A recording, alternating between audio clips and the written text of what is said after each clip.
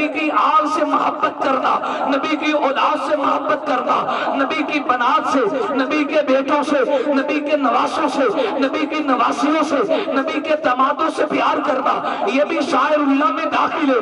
تو مجھے علا وجہ بصیرت پھر یہ جملہ کہنے دو، اگر آپ متقی بننا چاہتے ہیں دل میں حسن کی محبت رکھو، حسین کی محبت رکھو، رب فاطمہ کی محبت رکھو، رقیہ ام کلثوم و زینب کی محبت رکھو، جو پیغمبر کے گھرانے کی محبت بڑھتی جائے گی، تو اللہ کی طرف سے تم تقوی کے درجوں میں چڑھتے جاؤ۔ کی روشنی میں، حدیث کی روشنی میں اہل بیت کا مقام کیا ہے؟ اگلی روایت کو سنیے، رحمت عالم صلی اللہ علیہ وآلہ وسلم فرماتے کوئی شخص ایسا ہو کہ حجر اسود اور مقام ابراہیم کے درمیان کھڑے ہو کے وہ نوافل پڑھے، وہ نماز پڑھے، لیکن وَهُوَ مُبْغِضُ لِأَهْلِ بَيْتِي، اس کے دل میں میری آل کا بغض ہو، میرے گھرانے کا بغض ہو، جو حجر اسود اور مقام ابراہیم کے درمیان کھڑے ہو کے نماز پڑھ رہا ہے، اس مقدس اور پاک اور سرزمین پہ نماز پڑھنے کے باوجود اگر اس کے دل میں پیغمبر کے گھرانے کا بغض آ گیا، اگر اس کے دل میں نبی کے گھرانے کی نفرت آ گئی، اس کی نمازیں بھی ضائع، اس کا روزہ بھی ضائع، اس کے ایمان کا کوئی اعتبار نہیں۔ معلوم ہوا جیسے صحابہ کی محبت وہ ایمان کی بقا کا ذریعے، بالکل اسی طرح اہل بیت کی محبت بھی تیرے اور میرے ایمان کی بقا کا ذریعے۔ تبارک و تعالی فی کلامہ المجید والفرقان الحمید۔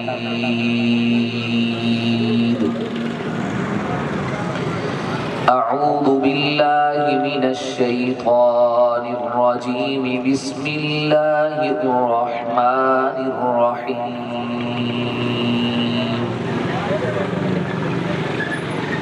انما يريد الله ليذهب عنكم الرجس أهل البيت ويطهركم تطهيرا۔ وقال الله تبارك وتعالى في مقام آخر فقل تعالوا ندعو أبناءنا وأبناءكم ونساءنا ونساءكم وأنفسنا وأنفسكم ثم نبتهل فنجعل لعنة الله على الكاذبين۔ وقال النبي الأمي العربي الهاشمي القريشي المكي المدني الصادق المصدوق الأمين صلى الله عليه وآله وسلم أدبوا أولادكم على 3 خصال: حب نبيكم وحب أهل بيتي وقراءة القرآن، أو كما قال عليه الصلاة والسلام: إن الله وملائكته يصلون على النبي يا أيها الذين آمنوا صلوا عليه وسلموا تسلیما۔ پورے ذوق شوق سے عبادت، نجات اور بخشش کی امید سے ذرا آواز بلند کر کے درود پاک پڑھ لیجیے۔ اللهم صل على محمد وعلى آل محمد كما صليت على إبراهيم وعلى آل إبراهيم إنك حميد مجيد۔ اللهم بارك على محمد وعلى آل محمد كما باركت على إبراهيم وعلى آل إبراهيم إنك حميد مجيد۔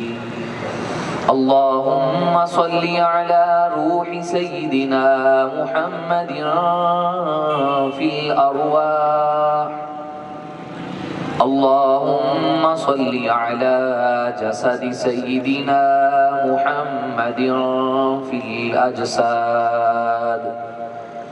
اللهم صل على قبر سيدنا محمد في القبور. اللهم صل على روضة سيدنا محمد في الرياض.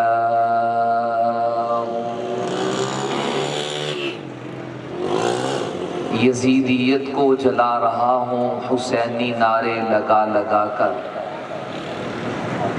یزیدیت کو جلا رہا ہوں حسینی نعرے لگا لگا کر. علی بابا نبی نانا مقام ان کا سنا سنا کر. حسنین جیسا کوئی نہیں، حسنین جیسا کوئی نہیں، وہ بالیقین بے مثال ٹھہرے. ارے گھٹی جنہیں نبی نے دی ہے زباں اپنی چسا چسا کر. ارشد عاجزی خوش نصیبی کہ ان کی الفت بسی ہے دل میں. میں تو نصیب اپنا جگا رہا ہوں ترانے ان کے سنا سنا کر. دلوں میں ہے محبت تو زبانوں پہ ترانے ہیں. دلوں میں ہے محبت تو زبانوں پہ ترانے ہیں. ارے زمانے کو بتا دو ہم صحابہ اور اہل بیت کے دیوانے ہیں. کہا مدنی نے میرے یار ہادی ہیں ستارے ہیں. کہا مدنی نے میرے یار ہادی ہیں ستارے ہیں. یہ فیصلہ کن ارشاد مدنی کے جہاں بر کو سنانے ہیں. انتہائی واجب الاحترام لائق ساتھ تعظیم و تکریم فیصل آباد شہر سے تعلق رکھنے والے غیرت مند مسلمان بھائیوں، بزرگوں، دوستوں، میں اور آپ انتہائی مقدس اور بابرکت عنوان سے آج کی اس محفل میں جمع ہیں. اسٹیج پر علماء کرام تشریف فرما ہیں اور مجمع میں میرے ظن کے مطابق کثیر تعداد میں میرے طالب علم بھائی بیٹھے ہیں. آپ حضرات کی توجہ سے فائدہ اٹھاتے ہوئے آج کے اس مخصوص عنوان پر 3 حصوں میں اپنی گفتگو آپ کے گوش گزار کرنا چاہتا ہوں. اہل بیت کا مقام قرآن پاک کی روشنی میں کیا ہے؟ نمبر 2، اہل بیت کا مقام رسول اللہ کی نظر میں کیا ہے صلی اللہ علیہ وآلہ وسلم. نمبر 3، اگر وقت نے اجازت چاہی تو کچھ تفصیل کے ساتھ، اگر وقت میرا پورا ہو گیا تو ادھر بریک لگا لیں گے. صحابہ کرام کی نظروں میں اہل بیت کا مقام کیا ہے.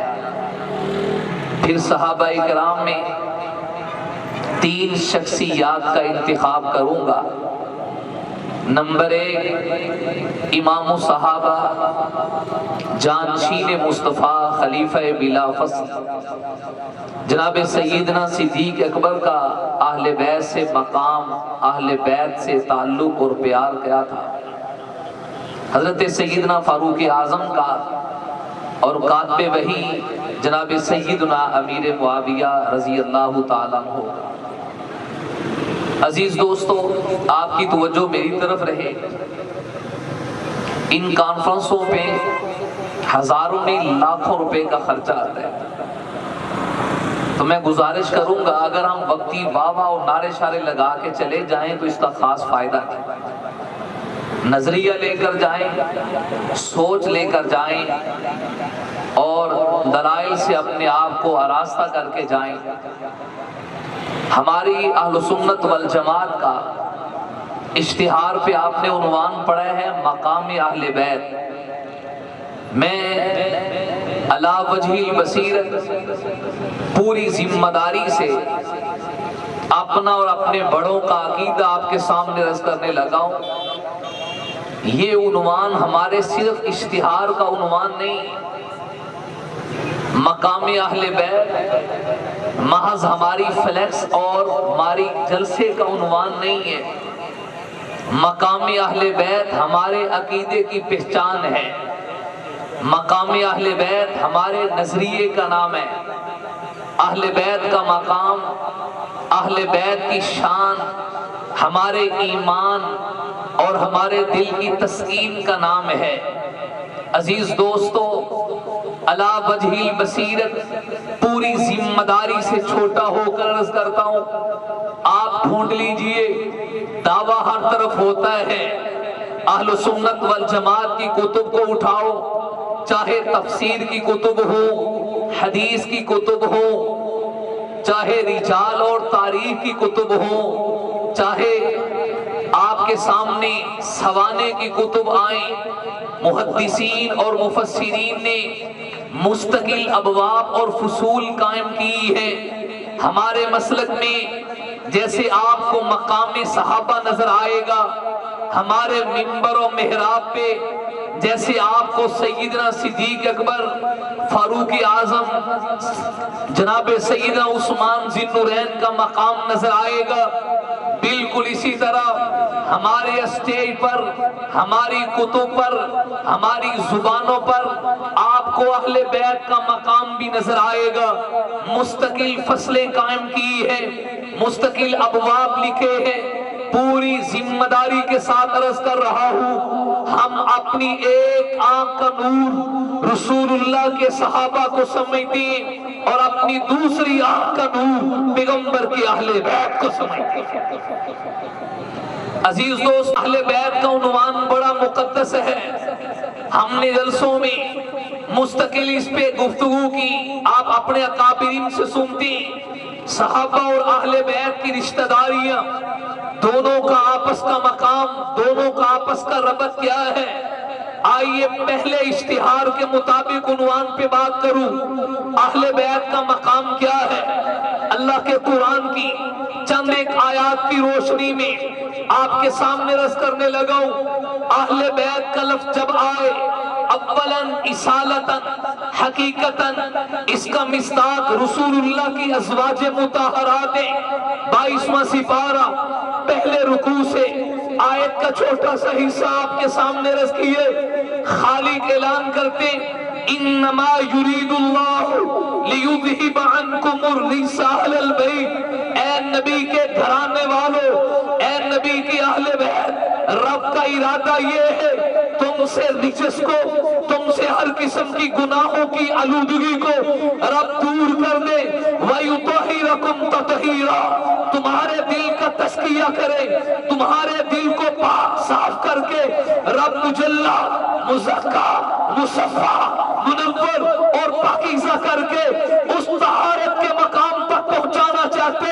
تم قیامت تک آنے والی انسانیت کے لیے ماڈل اور نمونہ بن جاؤ۔ اس آیت کریمہ کو جب کھولتا ہوں تو مجھے ایک طرف سے آواز ہی آتی ہے، جس آیت میں فقط 4 شخصیات کا ذکر کیا گیا، ایک حضرت علی ہے، دوسری جناب سیدہ فاطمہ ہے، تیسرے حضرت حسن ہے، چوتھے حضرت حسین ہے۔ انہوں نے اس آیت کو ان 4 میں بند کر کے کہا، اہل بیت میں ان 4 کے علاوہ 5واں کوئی فرد نہیں ہے۔ سنیے اہل سنت والجماعت کا عقیدہ، کوئی چشمے حقائق پہن کے کوئی چشمے حقائق پہن کے، کوئی انصاف اور تحقیق کی عینک لگا کے اللہ کے قرآن کو دیکھے تو اس پورے رکوع کو پڑھ لیجئے۔ 26 ضمیریں، صیغے اور ضمائر جو رب نے جمع مؤنث کے لیے استعمال کیے، کبھی آیت کا سیاق و سباق تو پڑھیے، آیت کا تسلسل تو پڑھیے، پھر کہیں پر رب نے صراحتاً کہا، یا ایھا النبی قل لازواجک، نبی اپنی بیویوں سے کہہ دو کہ ازواج میں یہ 4 افراد داخل ہیں۔ آگے چلیے، قرآن میں ان کننا لستنا کہہ کے کہتے، یا نساء النبی لستنا کاحد من النساء، اے نبی کی بیویوں، کائنات میں تم جیسا کوئی نہیں، کائنات میں تم سے اعلیٰ کوئی نہیں، کائنات میں تم سے والا کوئی نہیں۔ قرآن کریم نے اس انبیاء کی، نبی کریم صلی اللہ علیہ وآلہ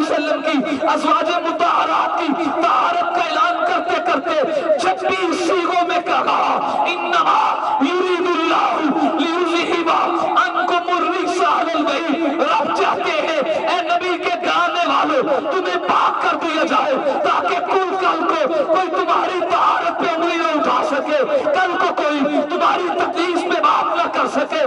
جنہیں پاک رب کر دے صحبت نبوت کی وجہ سے، گرانہ نبوت کی وجہ سے، معیت نبوت کی وجہ سے، لستنا کاتم من النساء، تم اتنی پاک ہو چکی ہو، میں خالق اعلان کرتا ہوں کائنات کی صبح تک کوئی بھی طہارت میں تم جیسا نہیں ہو سکتا۔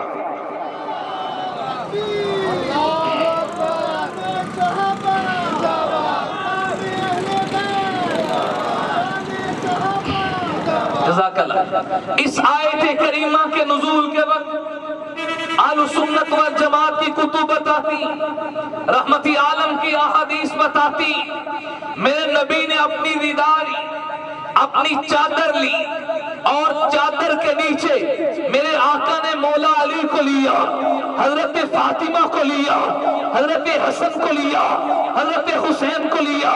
سنو اہل سنت والجماعت کا عقیدہ، میرا نبی بھی پاک ہے، میرے نبی کی چادر بھی پاک ہے، اور اس پاک چادر کے نیچے آنے والے یہ چاروں کے چارے رب کی قسم پاک ہو چکے۔ جیسے آل رسول آل بیت میں ازواج مطہرات داخل ہیں، چونکہ لفظ عام ہے، چونکہ لفظ کی دلالت مطلقاً ہے، اصالتاً تو آل بیت میں حضور کی ازواج داخل ہیں، میں اس پہ بحث میں نہیں رہتا، لغت بھی یہی کہتی ہے، محاورہ بھی یہی کہتا ہے، عرف بھی یہی کہتا ہے، اور قرآن کریم کے دوسرے دلائل بھی یہ کہتے ہیں۔ حضرت ابراہیم علیہ السلام کا واقعہ دیکھیے، جب حضرت سارہ کو بیٹے کی خوشخبری ملی تو قرآن جھوم کے نبی کی بیوی کے لیے کون سا لفظ بول رہا ہے؟ اتعجبین من امر اللہ ورحمت اللہ وبرکاتہ علیکم اہل البیت، اے نبی کے گھرانے والیوں، کیا تم اللہ کی رحمت پہ تعجب کر رہی ہو؟ یہاں اہل بیت قرآن میں اگر تفسیر اللفظ بھی لفظ کیا جائے، تفسیر الآیت بھی آیت کیا جائے، آیت کی تفسیر کو آیت سے حل کیا جائے تو اہل بیت کا مصداق واضح ہو رہا ہے۔ حضرت موسیٰ علیہ السلام، حضرت شعیب علیہ السلام کی بیٹی جناب سیدہ صفورہ کو لے کر آپ دوبارہ اسرائیل کی طرف آ رہے ہیں، آپ کو قرآن یہی آپ کے چراغ کو بیان کر کے کہتے ہیں فقال لأہلہ، فقال لأہلہ، حضرت موسیٰ اپنی اہل بیت کو کہنے لگے امکثو، آپ یہاں ٹھہریے۔ قرآن کا یہ انداز بتا رہا ہے کہ آپ نے بھی اہل بیت میں اپنی بیوی کو شامل کیا، لیکن اہل سنت والجماعت پیغمبر کی اولاد کو خارج نہیں کرتے، نبی کے دامادوں کو خارج نہیں کرتے، نبی کے نواسوں کو خارج نہیں کرتے۔ ہم کہتے ہیں اصالتاً اور حقیقتاً اولاً تو نبی کی اہل بیت میں آپ کی ازواج داخل ہیں، باتباع حضور کی ازواج کے بعد پیغمبر کی آل بھی داخل ہے، پیغمبر کے نواسے بھی داخل ہے، پیغمبر کی نواسیاں بھی داخل ہے۔ اگر روایت زید کو لیا جائے تو آل عباس ہو، آل جعفر ہو، آل عقیل ہو، آل علی ہو، آل سنت والجماعت سب کے سب کو پیغمبر کی آل میں مانتے ہیں۔ رب نے اہل بیت کا مقام اپنے قرآن میں بیان کر دیا، قیامت تک قرآن نے باقی رہنا ہے تو پیغمبر کی آل کی، نبی کی اہل بیت کی تقدس کا، طہارت کا، تقدیس کا، ان کے تسمیہ کا اعلان بھی قیامت کی صبح تک ہوتا رہے گا۔ دوسرا عنوان عرض کرتا ہوں، قرآن کی پہلی آیت میں اہل بیت کا مقام سمجھ آیا، اللہ نے اس گھرانے کو طہارت والا بنایا، پاکیزہ بنایا، منور و معمر بنایا۔ تفسیر ابن کثیر کو اٹھائی، تفسیر قرطبی کو پڑھی، تفسیر خازن کو پڑھی، میں نے 3 بڑی کتب تفسیر کا نام لیا۔ ان کتب میں یہاں اور مصداق لکھے ہیں، وہاں یہ مصداق بھی لکھے ہیں جس وقت حضرت علی شہید ہوئے، آپ کی جگہ پر خلافت کا براجمان سیٹ پہ آپ کے صاحبزادے حضرت سیدنا امام حسن ہوئے، آپ نے پہلا جو خطبہ دیا اس خطبے میں اس آیت کریمہ کی تلاوت کی جو آپ کی نظر کرنے لگا۔ آپ نے فرمایا قرآن کریم کی 25ویں سپارے کی اس آیت کو پڑھا، فرمایا میرے حبیب آپ اعلان کر دیجئے قُلْ لَا أَسْأَلُكُمْ عَلَيْهِ اجرا الا المودۃ فی القربى۔ اے دنیا کے لوگوں، کسی پیغمبر نے اپنی دعوت و تبلیغ پہ دنیا والوں سے مزدوری نہیں مانگی، میں بھی تم سے کسی اجرت کا سوال نہیں کرتا، لا اسألکم علیہ اجرا، میں تم سے کسی اجرت کا سوال تو نہیں کرتا، ہاں الا المودۃ فی القربى، لیکن اپنی رشتہ داری کی، اپنے آل کی، اپنے خاندان کی، اپنے خونی رشتہ داروں کی محبت کی بات ضرور کرتا ہوں۔ جہاں پہ اور اس کے مطالب لکھے ہیں، جہاں پہ اور اس کی تفسیر کی گئی ہے، ان میں ایک تفسیر یہ بھی ہے کہ قرآن کی اس آیت نص قطعی سے ثابت ہوتے پیغمبر کی آل سے محبت کرنا، حضور کی اولاد سے پیار کرنا، آپ کے دامادوں سے پیار کرنا، آپ کی بیٹیوں سے پیار کرنا، آپ کے نواسوں سے پیار کرنا، آپ کی نواسیوں سے پیار کرنا، یہ خالق کا بھی حکم ہے، پیغمبر کی بھی چاہت ہے، قرآن کا بھی اعلان ہے۔ اہل سنت کے لوگوں، آپ کو مبارک ہو، آپ نے جیسے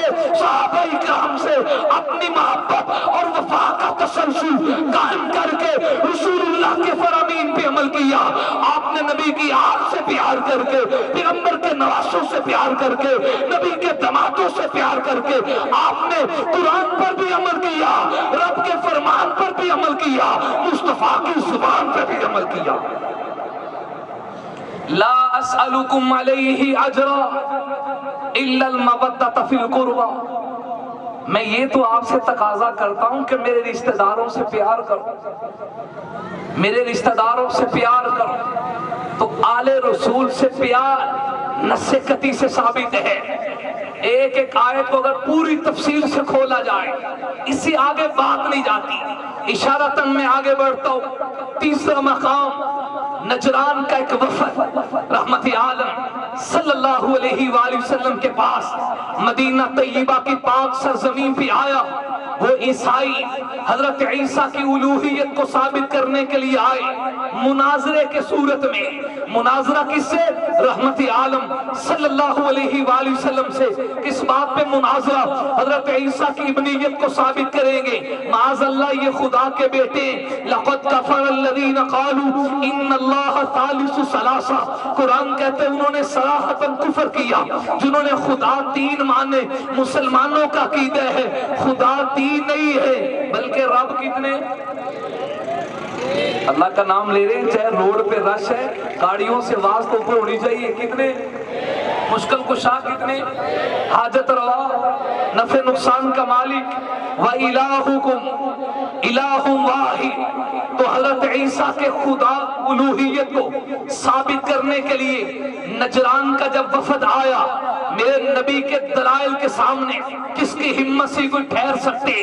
جب دلائل سے بات نہ بلی، وہ متاثر اور دلائل کو سامنے لا کر اس کا جواب نہ دے پائے، تو پیغمبر نے پھر انہیں مباہلے کا چیلنج دیا، کہا تعالو، آؤ ذرا میدان میں، ندعو ابناءنا وابناءکم ونساءنا ونساءکم وانفسنا وانفسکم ثم نبتہی فنجعل لعنت اللہ علی الکاذبین۔ تم بھی اپنے مردوں کو لے کر آؤ، اپنی عورتوں کو لے کر آؤ، میں محمد بھی میدان میں آتا ہوں، ہم میدان میں نکل کے دعا کرتے، اے اللہ ہم میں سے جو جھوٹا ہے اس کے اوپر اپنا قہر نازل فرما۔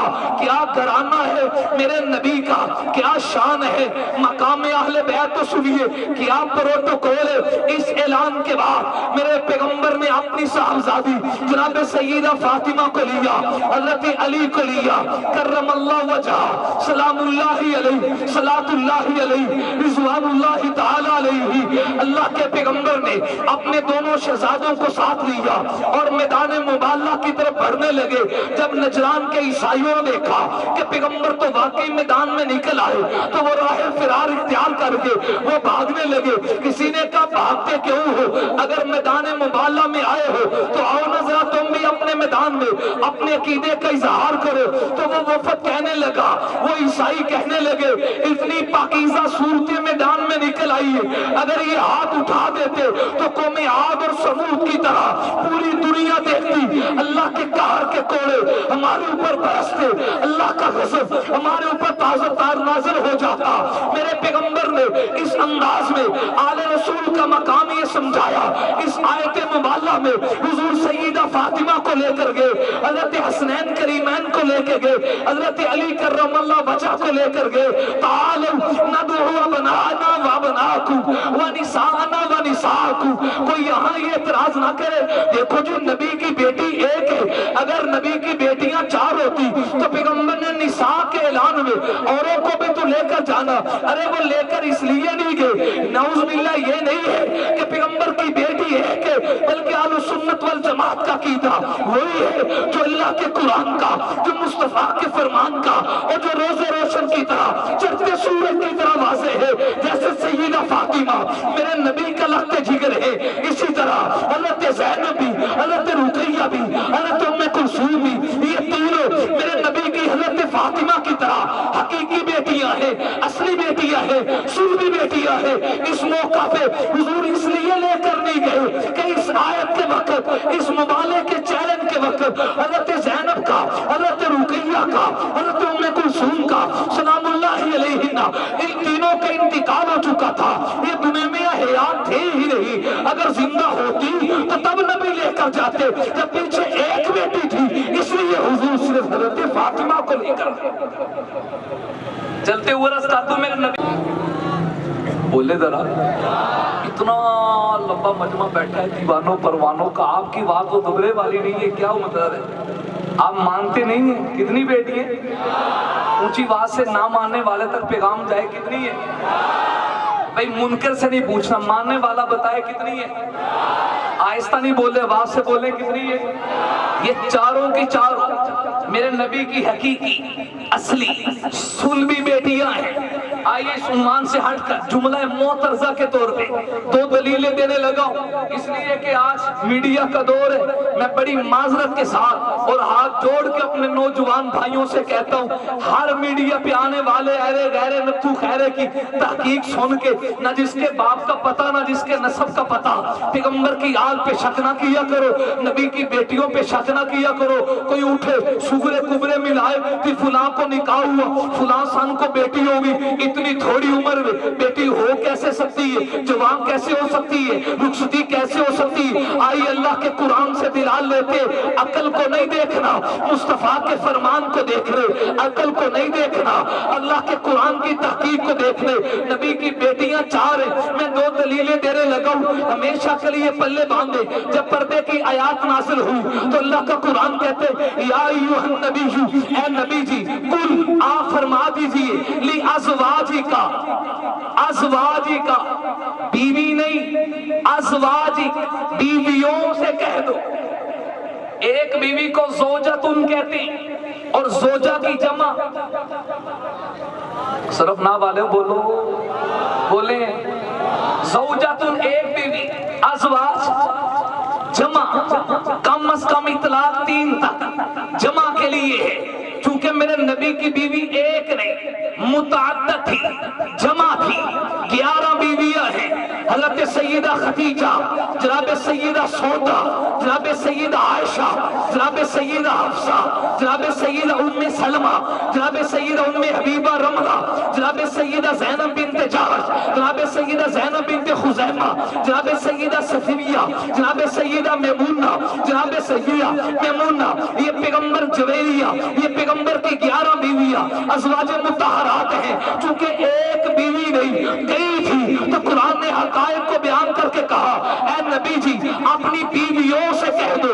آگے جیسے ازواج کے لیے جمع کا لفظ آیا ایسے ہی بنات کے لیے جمع کا لفظ آیا۔ قرآن کہتا ہے کلی ازواجی کا وبناتی کا وبناتی کا وبناتی کا۔ اگر ایک بیٹی ہوتی تو عربی میں ایک بیٹی کو بنت کہتے، جیسے ہم کہتے ہیں بنت فلاں، بنت فلاں، یہ فلاں کی بیٹی ہے۔ اگر بیٹی ایک ہوتی تو اللہ کا قرآن کہتا کلی ازواجی کا و بنتی کا۔ نبی اپنی بیویوں سے کہو اور بیٹی کو کہو، چونکہ ازواج جمع اس لیے آیا کہ بیویاں کئی تھی، اسی طرح بنات کثیرہ۔ تیرے مسلک پہ توڑ جا رہا ہے، میرے مسلک کو چمکا رہا ہے۔ نبی کی بیوی ازواج جمع کے قرآن کہتے وہ کئی تھی، ایسے بنا جمع کے بتا رہا ہے بیٹی ایک نہیں، بیٹیاں کتنی تھی؟ کتنی تھی؟ اس لیے کہا وَبَنَاتِكَ۔ سوال ہے، کوئی کہہ سکتا ہے کہ نبی چونکہ روحانی باپ ہے، سوال سمجھنا جو ہو جاتا ہے، نبی چونکہ روحانی باپ ہے اور امت کی ساری عورتیں نبی کی روحانی بیٹی ہیں، تو یہاں حقیقی بیٹی کی بات نہیں، روحانی بیٹیوں کی وجہ سے جمع کا لفظ آیا۔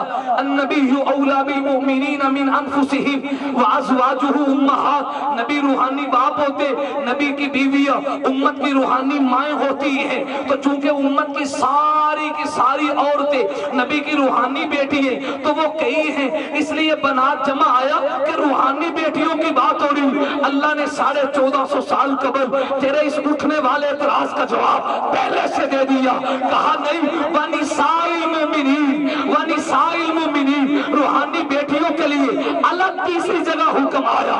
وَنِسَاءِ الْمُؤْمِنِينَ میں امت کی بیٹیاں مراد ہیں، امت کی عورتیں مراد ہیں، اور بنات جمع کا لفظ اس لیے آیا پیغمبر کی بیٹی ایک نہیں ہے بلکہ بیٹیاں 4 ہیں۔ کتنی بیٹی ہے؟ دلیل یاد رہے تو دے، یا ایھا النبی کلی، بول کے کلی، بھئی گالی نہیں، قرآن کی آیت پڑھ رہا ہوں، کلی بناتک ونساء المؤمنین یدنین علیہن من جلابیبہن، نساء المؤمنین میں روحانی بیٹی ہیں۔ دوسری دلیل یاد رکھنا، توجہ رکھیے، بیٹیاں کتنی ہیں؟ دوسری دلیل ادعوہم لآبائہم هو اقسط عند اللہ، حضور علیہ السلام نے حضرت زید کو متبنہ بنایا، لے پالا، منہ بولا بیٹا بنا لیا۔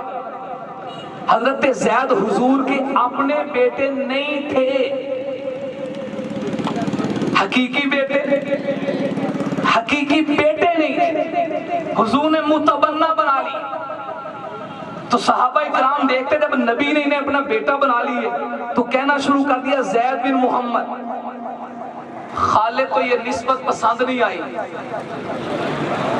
تھوڑا کرو نا زور ذرا، کوئی دلائل بھی سمجھو سیا نا، مولوی چوتھا گیر لائے تے چل رہے، وہ دلائل بھی سمجھو۔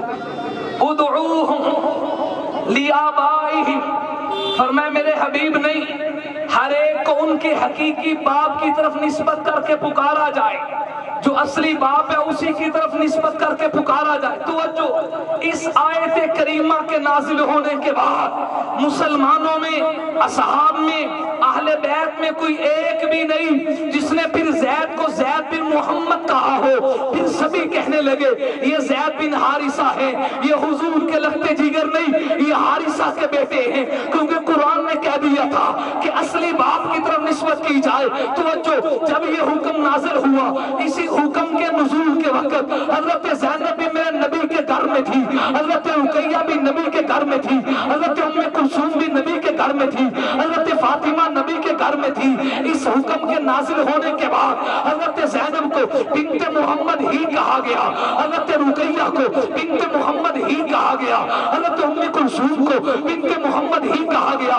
زید چونکہ آپ کے بیٹے نہیں تھے تو اس اعلان کے بعد اس حکم کو تبدیل کر دیا گیا کہ انہیں زید بن محمد نہیں، انہیں زید بن حارثہ کہا جائے۔ اگر رقیہ، زینب اور ام کلثوم میرے نبی کی حقیقی بیٹیاں نہ ہوتی تو کبھی بھی یہ بنت محمد نہ کہلاتی۔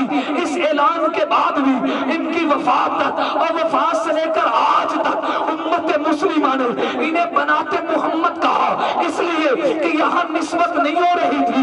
جیسے حضرت فاطمہ میرے نبی کی حقیقی بیٹی ہے، بالکل اسی طرح رقیہ، ام کلثوم اور زینب بھی پیغمبر کی حقیقی صاحبزادیاں۔ تو بیٹیاں کتنی ہیں؟ بولیے کتنی ہیں؟ اہل بیت کا مقام قرآن سے سنا رہا، ایک آیت اور سن لیجیے۔ اللہ کا قرآن کہتے ہیں شاعر اللہ کی تعظیم کرو، فَإِنَّهَا مِن تَقْوَى الْقُلُوبِ، یہ دلوں کا تقوی ہے، یعنی جو شاعر اللہ کی تعظیم کرتا ہے اس سے وہ متقی بنتا ہے، جو شاعر اللہ کی تعظیم بڑھے گی تو یہ متقی بنتا جائے گا۔ شاعر اللہ میں جہاں اور چیزیں داخل ہیں، مشہور سارے مسلم حضرت امام نووی رحمہ اللہ تعالی نے اپنی شہرہ افاق کتاب ریاض الصالحین میں مناقب اہل بیت میں اس آیت کو شامل کر کے اس طرف استدلال کیا ہے کہ نبی کی آل سے محبت کرنا، نبی کی اولاد سے محبت کرنا، نبی کی بنات سے، نبی کے بیٹوں سے، نبی کے نواسوں سے، نبی کی نواسیوں سے، نبی کے دامادوں سے پیار کرنا، یہ بھی شاعر اللہ میں داخل ہے۔ تو مجھے علا وجہ البصیرت پھر یہ جملہ کہنے دو، اگر آپ متقی بننا چاہتے ہیں دل میں حسن کی محبت رکھو، حسین کی محبت رکھو، فراب فاطمہ کی محبت رکھو، رقیہ ام کلثوم و زینب کی محبت رکھو، جو پیغمبر کے گھرانے کی محبت بڑھتی جائے گی تو اللہ کی طرف سے تم تقوی کے درجوں میں چڑھتے جاؤ۔ قرآن کریم کی آیات کے بعد بالکل اختصار کے ساتھ احادیث کی طرف بڑھتا ہوں۔ اہل بیت کا مقام کیا ہے؟ موجم طبرانی میں امام طبرانی رحمہ اللہ تعالی نے لکھا، اور فضائل الصحابہ میں حضرت امام احمد اس روایت کو لے کر آئے۔ ایک دفعہ حضرت جبرائیل علیہ السلام حضور کی مجلس میں تشریف لائے، آ کر ایک بڑا عجیب جملہ کہا۔ جبرائیل امین کہنے لگے، حضور قلبت مشارق الارض و مغاربها فلم اجد افضل من محمد صلی اللہ علیہ وآلہ وسلم ولم اجد افضل بیت من بیت بنی ہاشم۔ حضور میں نے مشرق و مغرب کے کناروں کو دیکھا، میں نے کائنات کے چپے چپے کو دیکھا، یہ کون کہہ رہے ہیں؟ تو سدرۃ المنتہا کا باسی ہے، یہ کون کہہ رہا ہے؟ سنو اہل بیت کا مقام کیا ہے؟ مقام اہل بیت کسے کہتے؟ جو زمین کی آسمان کی وسعتوں سے باہر رہنے والی شخصیت ہے، جو شب و روز انبیاء کے پاس آنے والے ہیں، جو اللہ کا پیغام لے کے حضرت آدم سے حضور خاتم النبیین تک، خاتم المعصومین تک اللہ کا پیغام لے کے آنے والے فرشتوں کے چیمپئن سردار نوری ملائک کہنے لگے، حضور قلبت مشارق الارض و مغاربها، میں نے نہ مشرق کو چھوڑا، نہ مغرب کو چھوڑا، نہ شمال کو چھوڑا، نہ جنوب کو دیکھا۔ حضور آپ سے بہتر کائنات میں کوئی نہیں، اور آپ کے گھرانے سے بہتر کائنات میں عظمت والا گھرانہ بھی کوئی نہیں۔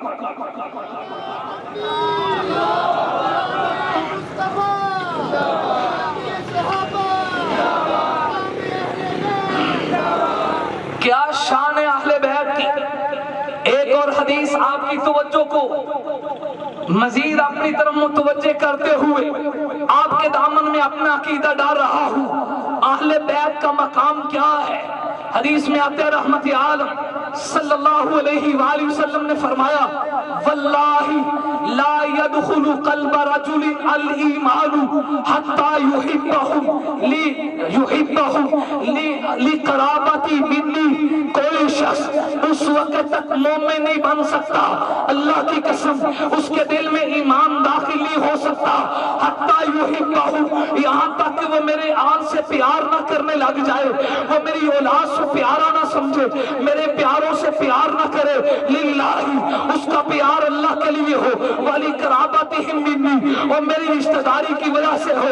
معلوم ہوا اہل بیت کی محبت تیرے اور میرے ایمان کی ضمانت ہے، اہل بیت کی محبت تیرے اور میرے ایمان کا چمکار ہے، اہل بیت کی محبت تیرے اور میرے ایمان کا محور ہے۔ تبھی تو اہل سنت کا عقیدہ، اگر ایمان میں مضبوطی لانا چاہتے ہو یہ ایمان لاؤ جیسے پیغمبر کے صحابہ لائے، یہ نبی کی اہل بیت ایمان لائی۔ تیسری حدیث کی طرف بڑھتا ہوں۔ قبولیت کا وقت ہے، ہر کوئی چاہتا ہے آج ویسے شب جمعے اللہ میری اولاد دے اور اولاد کو رب نیک بنائے۔ سب چاہتے ہیں کہ نہیں؟ کون کون چاہتا ہے اولاد نیک ہو؟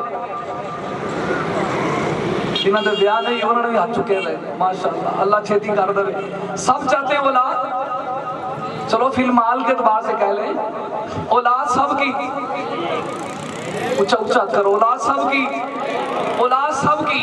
لو نسخہ دیے جا رہا ہوں، نسخہ دیے جا رہا ہوں۔ اپنی اولادوں کو یہ نسخہ سکھاؤ حدیث پیغمبر کی روشنی میں علی وجہ البصیرت مجھے یقین ہے اللہ آپ کی اولاد کے مقدر میں نیکی رکھیں گے۔ میرے آقا فرماتے ہیں ادبوا اولادکم علی ثلاث خصال، لوگوں اپنی اولاد کو 3 باتوں کی عادت ڈالو، 3 باتوں کا عادی بناؤ۔ نمبر 1 حبی نبی جی، آؤ میں اپنی اولاد کو اپنے نبی کی محبت سکھاؤ، انہیں میرا پیار سکھاؤ، بچپن سے ہی اپنی اولاد کو حضور کی محبت سکھاؤ، انہیں درود پاک کے ذریعے نبی کی سنت کی اتباع کے ذریعے حضور کی محبت عملی طور پہ انہیں زندہ کرو۔ نمبر 2 وحبی اہل بیتی، اپنی اولاد کو میرے گھرانے کا پیار سکھاؤ، میری اولاد کا پیار سکھاؤ۔ نمبر 3 وقراءۃ القرآن وفی روایت وتعلیم القرآن، اپنی اولاد کو قرآن کی تعلیم دو۔ یہ تینوں کام تم کر لو، اللہ تمہاری اولاد کو نیک بنائیں گے۔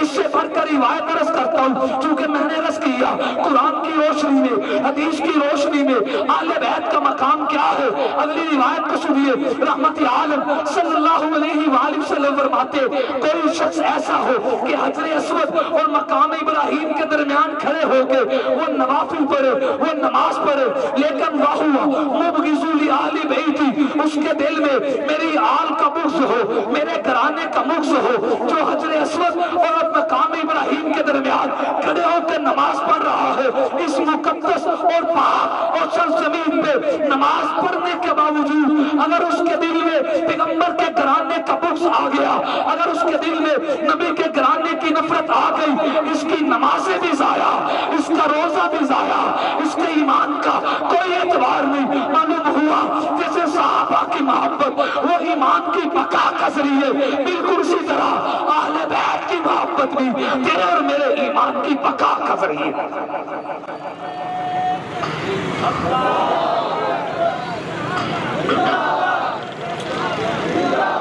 میں نے بہت اختصار کے ساتھ آگے چلنا ہے، قرآن کی روشنی میں، حدیث کی روشنی میں آگے چلتا ہوں۔ صحابہ کی نظروں میں اہل بیت کا مقام کیا تھا؟ صرف 2 واقعات سے سہارا لیتا ہوں۔ ایک اس واقعے کو یاد کیجئے جب جناب سیدہ فاطمہ الزہرا خاتون جنت اور جنتی عورتوں کی سردار، بلکہ عرض کرتا ہوں جیسے صحابہ کرام میں سارے ستارے جگمگ کرتے لیکن 4 کی شان ہی کچھ اور ہے، بالکل اسی طرح اولاد نبوت میں سب کا مقام ہے لیکن ان 4 کا شان ہی کچھ اور ہے۔ حضرت علی کو دیکھیے تو ولایت کی سرداری لے گئے، میری ماں فاطمہ کو دیکھیے جنتی عورتوں کی سردار بن گئی، حسن و حسین کو دیکھو جنتی نوجوانوں کے سردار بن گئے۔ گویا کہ سرداری غلام بن کے اہل بیت کی دہلیز پہ کھڑی ہے، گویا کہ سرداریاں ان کے گھر کی دہلیز پہ چوکھٹ پہ غلامی کرتی ہوئی نظر آتی ہیں۔ یہ گھرانہ تو ساتھ پہ لے گیا، سرداری یہ لے گیا۔ حضرت فاطمہ الزہرا حضرت نبی کریم صلی اللہ علیہ وآلہ وسلم کی وفات کے بعد فتح کے مسئلہ میں حضرت صدیق اکبر کے سامنے پہ جب تشریف لائی، حضرت ابوبکر صدیق کا جملہ سنیے، آپ نے اس موقع پہ فرمایا والذی نفسی بیدہ، اس ذات کی قسم جس کے قبضہ میں ابو بکر کی جان ہے، لقرابۃ رسول اللہ صلی اللہ علیہ وآلہ وسلم احب الی ان اصل من قرابتی۔ فاطمہ ابو بکر اعلان کرتے مجھے اپنی رشتہ داری سے زیادہ نبی کی رشتہ داری سے پیار ہے۔ میں حضرت صدیق کے جملے کو اپنے لفظوں میں یوں سمجھانا چاہتا ہوں، آپ نے جو یہ کہا کہ نبی کی رشتہ داری مجھے اپنی رشتہ داری سے زیادہ پیاری ہے، نبی کا خون مجھے اپنے خون سے زیادہ پیارا ہے، نبی کا گھرانہ مجھے اپنے گھرانے سے زیادہ پیارا ہے، نبی کا نسب مجھے اپنے نسب سے زیادہ پیارا ہے۔ میں اس کا مطلب یہ سمجھاؤں گویا کہ صدیق اکبر نے یہ کہا، سنو فیصل آباد والوں، اہل سنت کا عقیدہ، صدیق نے گویا کہ یوں کہا فاطمہ مجھے ابو بکر کو اتنا پیار اپنی بیٹی عائشہ سے نہیں ہے جتنا پیار مصطفیٰ کی بیٹی فاطمہ الزہرا سے۔ فاطمہ آپ سے زیادہ پیار ہے جتنا حصہ رسول اللہ کی زندگی میں جس ترتیب سے ملتا رہا اسی ترتیب سے اب بھی ملتا رہے گا۔ حضرت ابوبکر کی صداقت، امانت اور آپ کی تنائی پہ قربان جائیں۔ آپ نے فتح کی تقسیم کے لیے جس کا انتخاب کیا پتہ ہے وہ کون ہے؟ وہ حضرت علی کرم اللہ وجہ شیر خدا ہے۔ آپ نے حضرت علی کو بلایا، خود مولا علی فرمایا کرتے تھے ولانی رسول اللہ صلی اللہ علیہ وآلہ وسلم فقسمتہ فی حیاتی، اس مال کی تقسیم کا، فتح کی آمدنی کس کو کتنی دینی، کیسے دینی، مجھے رسول اللہ نے اس کا نگران بنایا تھا۔ حضور کی زندگی میں ہی تقسیم کیا کرتا تھا۔ جب آقا دنیا سے چلے گئے ثم ولانی ابو بکر فقسمتہ فی حیاتی، پھر اس مال کی تقسیم کار کا ذمہ دار مجھے حضرت ابو بکر نے بنایا۔ کہا علی بھائی آپ کو پتہ ہے کسے کیسے ملتا تھا، کیا ملتا تھا؟ ابو بکر میں آپ کی صداقت پہ قربان جاؤں تاکہ کسی کو خیانت کا شبہ بھی نہ ہو۔ اپنا بندہ نہیں لگایا، حضرت علی کو لگایا۔ اگر آج صدیق پہ اعتراض ہے، ارے پگلے تجھے پتہ ہی نہیں یہ صدیق پہ اعتراض بعد میں ہے، حضرت علی پہ اعتراض پہلے بڑھتا۔ پھر حضرت ابو بکر، عمر، عثمان کے دور میں رہے۔ پھر جب اپنا دور آیا حضرت علی کا، اسی طریقے سے تقسیم کرتے رہے جس طریقے سے رسول اللہ کے دور میں تھے، جس دور میں جس طریقے سے حضرت صدیق اور باقی خلفاء کے دور میں تھے۔ آپ نے گویا کہ اس طریقے سے تقسیم کر کے عملی طور پہ مہر ثبت کر دی کہ جو طریقہ صدیق کا تھا وہی طریقہ حیدر کرار کا۔ بہت سے واقعات ہے، صدیق کا پیار سمجھنا ہو تو حضرت علی اور فاطمہ کے نکاح کو دیکھ لو۔ دونوں کا رشتہ کروانے والے کون ہیں؟ نکاح علی اور فاطمہ کے گواہ بننے والے کون ہیں؟ حضرت فاطمہ کے لیے کیا جہیز آج کے دور کی لعنت نہیں، چند ایک چھوٹی سی چیزیں، ایک چکی کا پاٹ تھا، ایک بستر تھا، ایک پیالہ تھا، وہ چند ایک چیزیں محدود ہے۔ مدینے کے بازاروں سے خرید کے لانے والا کون ہے؟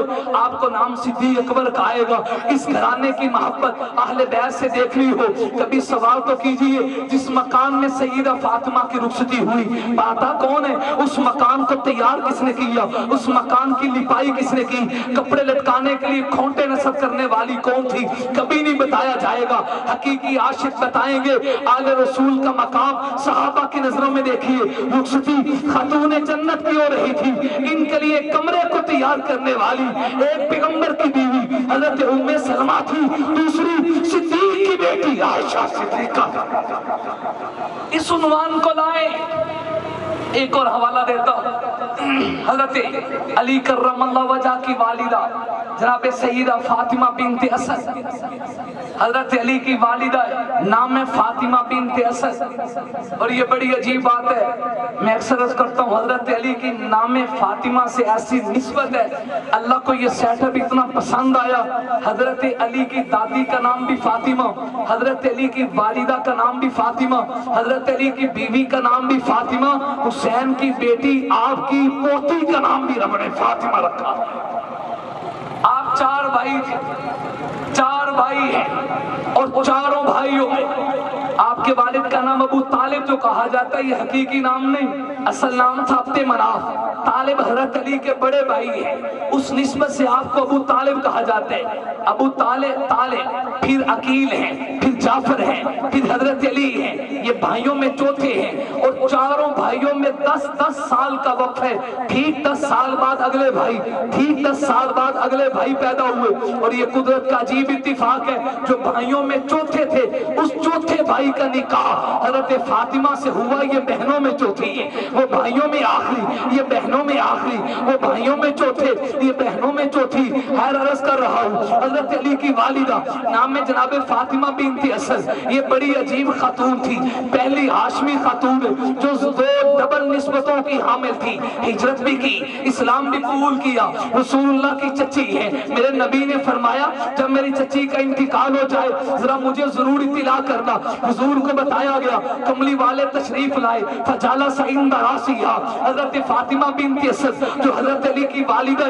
ان کے سرحانے حضور کھڑے ہوئے، بڑا ایک عجیب جملہ بولا، مقام اہل بیت سنا رہا ہوں، آپ نے کہا فکنتی امی بعد امی، اے فاطمہ بنت اسد، اے میری چچی، میری ماں دنیا سے جانے کے بعد جس نے مجھے ماں بن کے دکھایا وہ آپ ہی تھی، فکنتی امی بعد امی، جس نے مجھے آمینہ ماں یاد نہیں آنے دی وہ علی آپ کی والدہ تھی۔ پھر میرے نبی چونکہ رحمت للعالمین ہے، چونکہ رؤوف الرحیم ہے، آپ کی رحمت کے کیا کہنے، جو سراپہ رحمت ہے، آپ نے کہا جس وقت ان کی قبر تیار کرنے لگو اطلاع دینا۔ حضور کو بتایا گیا کہ 3 شخص ہیں جو حضرت فاطمہ بنت اسد حضرت علی کی والدہ کی قبر تیار کرنے لگے، اللہ کے نبی خود تشریف لائے، اخرج ترابہ بیدہ، کیا شان مقام اہل بیت، کیا شان اس گھرانے کی۔ اللہ کے نبی نے اپنے ہاتھوں سے قبر سے مٹی نکالی، اور فیصل آباد کے لوگوں اس نسبت کو یاد رکھنا، وہ حضرت علی کی والدہ فاطمہ بنت اسد کی قبر تیار کرنے والے 3 صحابی تھے، ان میں سے ایک کا نام خطاب کا بیٹا فاروق اعظم تھا۔ والدہ کس کی؟ بولے آخری دفعہ بول دیں، ابھی ابتدا ہے، آپ تھکیں، بولیں والدہ کس کی؟ اور قبر نکالنے والا خطاب کا بیٹا فاروق اعظم۔ ایمان سے بتاؤ، ماں کی قبر نکالنے کے لیے کبھی کوئی دشمن کو بلاتا ہے؟ آہستہ آہستہ بولے، ہمت سے بولے، اپنوں کو بلایا جاتا ہے۔ یہ خدمت اس پہ سپرد کی جاتی ہے جو سب سے زیادہ پیار ہو۔ آدمی کی والدہ فوت ہو جائے، اللہ سب کو حیات رکھے، سب سے پہلے اسے اپنے غم بتاتا ہے جو سب سے قریبی ہو۔ پھر جب قبر تیار ہوئی، آگے سنیے کیا شان اہل بیت کی، فاستجع فی، ذمہ داری سے حدیث کے الفاظ پڑھ رہا ہوں۔ اللہ کے نبی قبر میں خود لیٹ گئے، خود قبر میں لیٹ گئے، لیٹے لیٹے حضور نے دعائیں مانگی، باہر تشریف لائے، رخ مصطفیٰ کھلا ہوا تھا، رخ مصطفیٰ چمک رہا تھا، نہ ایسا چہرہ، نہ ایسی زلفیں، نہ یوں کسی پہ شباب ہوگا، نہ ایسا چہرہ، نہ ایسی زلفیں، نہ یوں کسی پہ شباب ہوگا۔ ارے جواب ہوں گے سبھی کے، لیکن مصطفیٰ کا نہ کوئی جواب ہوگا۔ حضور مسکرا رہے ہیں، آقا کیا ہوا؟ فرمایا میں نے لیٹے لیٹے اپنی چچی کے لیے اللہ سے دعا مانگی، اللہ نے میری دعا کی برکت سے میری چچی کی قبر کو جنت کا گلستان بنا دیا۔ اب قبر بھی تیار ہوئی، حضور نے اپنا کرتا دیا، فرمایا کفن کی چادر بعد میں ڈالنا، میری چچی کو میرا کرتا پہلے پہنا دینا۔ کیا مقام ہے! جب قبر میں اتارنے لگے، میں پھر سوال کرتا ہوں، جو بات سن رہے ہیں اسٹیج والے علماء بھی متوجہ، بتائیں یہ قبر میں کس کو اتارا جا رہا ہے؟ حضرت علی کی، حضرت علی کی، آہستہ نہیں بولنے، حضرت علی کی۔ 3 شخصوں نے قبر میں اتارا۔ نمبر 1 رسول اللہ ہے صلی اللہ علیہ وآلہ وسلم، نمبر 2 حضرت عباس ہیں، تیسرے کا نام عائشہ کا بابا صدیق اکبر ہے۔ والدہ علی کی قبر میں یہ اتارنے والے، یہ داستانیں بتاتی ہیں۔ رحماء بینہم آیت لفظوں میں قرآن میں نظر آئے گی، اس آیت کو منظر میں دیکھنا ہو، وجود میں دیکھنا ہو، چلتے پھرتے حقائق میں دیکھنا ہو، پیغمبر کے صحابہ اور اہل بیت کو دیکھ لیجئے۔ دوستو عنوان بہت آگے ہے، حضرت عمر کا پیار کیا ہے، حضرت معاویہ کا پیار کیا ہے، علماء کرام تشریف لا چکے، میں اسی پہ اکتفا کرتا ہوں۔ 12 دیگر آپ کو پیغام دے کے اہل بیت سے محبت بھی حضور کی شفاعت کا ذریعہ ہے، صحابہ سے محبت بھی حضور سے شفاعت کا ذریعہ ہے۔ اہل بیت کے لیے حسنین حضور کے ساتھ تھے، میرے نبی نے دعا کی، اے اللہ جو ان سے محبت کرے اللہ تو بھی ان سے محبت کر، میں بھی ان سے محبت کرتا ہوں، اور جو میرے شہزادوں سے محبت کرے گا حضور نے فرمایا قیامت میں وہ میرے ساتھ ہوگا۔ معلوم ہوا اس گھرانے کی محبت حضور کی شفاعت کا ذریعہ، بخشش کا ذریعہ، جنت کی ضمانت ہے۔ اور نبی کے صحابہ کے لیے کہا من حافظنی فی اصحابی ورد علی الحوض جو میرے صحابہ کے بارے میں ان کے دفاع کے لیے کھڑا ہو جائے، میں اعلان کرتا ہوں وہ حوض کوثر میں میرے ہاتھوں سے جام پیے گا۔ آپ کو مبارکباد پیش کرتا ہوں، آپ نے اپنی ایک آنکھ کا سرما نبی کے صحابہ کو بنایا، دوسری آنکھ کا سرما نبی کے اہل بیت کو بنایا۔ کون گستاخ ہو سکتے اہل رسول کا؟ اگر نبی کی صحبت ملی تو اہل بیت وہ ہیں جنہیں صحبت نبوت بھی ملی، جنہیں نبی کی قرابت بھی ملی، جنہیں نبی کا خون بھی ملا، جنہیں نبی کا نسب بھی ملا۔ ہمارا تو تعلق ان سے زیادہ ہے، ہمارا کردار ان کے ساتھ ملتے۔ ہمارا کلمہ دیکھو وہ اہل بیت والا، نماز دیکھو وہ اہل بیت والی، سجدے گاہ دیکھو وہ اہل بیت والی، وضو دیکھو وہ اہل بیت والا، تراویح دیکھو وہ اہل بیت والی، اذان دیکھو وہ اہل بیت والی۔ اس لیے نفرتوں کو چھوڑو، آؤ محبت کو تھامے، پیار کو تھامے، عقیدت کو تھامے، اور اہل سنت کی طرح بے ادبی سے ہٹ کر محبت کو پھیلائیں، پیار کو پھیلائیں، امن کو پھیلائیں۔ تخریب کاری پہ، دہشت گردی پہ لعنت بھیجتے ہوئے نبی اور اصحاب نبی، اہل بیت نبی کا پیار لے کر اس جذبے کے ساتھ میدان عمل میں اتریے۔ اے نوجوانان وطن اٹھو، سنبھل جاؤ، سنبھل جانے کا وقت آیا۔ بہت سوئے ہوئے ہو، اب ہوش میں آنے کا وقت آیا۔ سنو روزے سے کیا آواز آتی ہے، مسلمان میری حرمت پہ کٹ مرنے کا وقت آیا۔